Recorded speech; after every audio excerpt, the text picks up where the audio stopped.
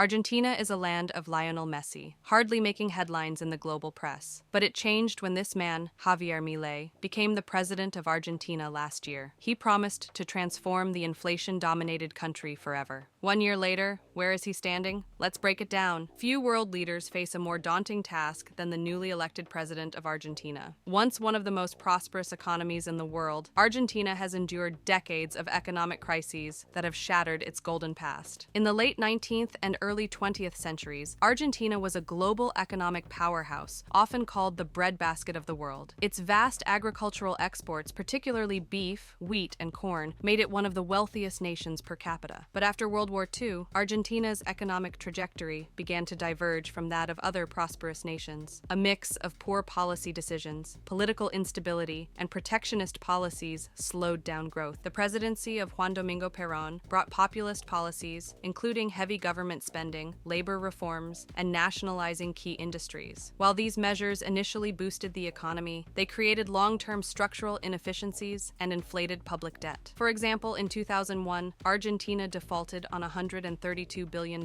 in debt, the largest sovereign default in history. This crisis plunged millions into poverty and destabilized the economy. The coming 2 decades brought more crises for the South American country. But last year, something unusual happened. A libertarian new government, led by Javier Milei, an economist turned politician infamous for wielding a chainsaw as a metaphor for cutting government waste, came into power. His campaign centered around a stark and sobering message. After decades of economic mismanagement, Argentina was no longer a wealthy country. To recover, it needed to stop living as if it were, and Milei was ready to take charge. In the last 2 decades, Argentina's economy has become dependent on unsustainable borrowing, effectively using a national credit card to maintain a standard of living that its outdated and inefficient industries could no longer support. The economy was in its worst shape in decades. Milei's proposed solution was as drastic as it was unpopular, slashing government programs, subsidies, and benefits, increasing taxes, and privatizing state-owned enterprises. The immediate consequence? There was a sharp decline in the quality of life for virtually all Argentinians. Yet despite this grim outlook, Milei's message resonated. Many viewed his plan as the necessary medicine to address Argentina's long-standing economic ailments and lay the foundation for future stability. Now, 1 year later, is the plan working? To assess the impact of these policies, let's examine the results so far. Milei's presidency marks a stark departure from the near-past policies. On his first day in office, he enacted sweeping changes to the government structure. The number of cabinet ministries was slashed from 18 to 9, with departments like tourism, sports, and environmental policy consolidated under other ministries. What was the rationale behind it? Cutting bureaucratic fat and privatizing public services to revive competition and innovation in the private sector. One of the first significant policy shifts under the Milei administration was eliminating Argentina's rent control law. Campaigning on promises to peel back regulations and revive the nation's struggling economy, Milei wasted no time implementing what he called shock therapy. The apartment rental market became one of the earliest testing grounds for his bold approach. Without rent control, the supply of available properties surged, and landlords were given the flexibility to adjust rents more frequently, every 3 months, to account for inflation. Supporters of the move claimed it would change the housing market and balance years of economic mismanagement. However, the reality is far from balanced for low-income workers. Without protections from the government, they've faced rent hikes that many simply cannot afford. The so-called shock therapy has delivered more shock than relief for middle-class Argentinians. But that was not all. One of the most controversial aspects of Milei's agenda is his push for dollarization, phasing out the Argentine peso, the country's national currency, in favor of the US dollar. While dollarization isn't new for any country, many smaller economies and countries in the Eurozone use a currency they don't directly control. It represents a seismic shift for Argentina. Proponents argue that adopting the dollar could stabilize the economy, attract foreign investment, and curb inflation. On the other hand, critics warn of the risks of relinquishing monetary policy control, particularly during economic downturns. However, despite skepticism, some of Milei's policies have shown results, but with a significant cost. On one hand, Argentina's tax revenues now exceed government expenditures, a remarkable turnaround given the country's history of fiscal deficits. While still high, high, inflation has begun to decline, a critical milestone considering it had reached nearly 200% annually before Milei took office. However, these improvements come at a steep cost. Cuts to subsidies and social programs have strained households grappling with economic hardship. Energy subsidies, for instance, once accounted for 3.5% of GDP and cost the government $12 billion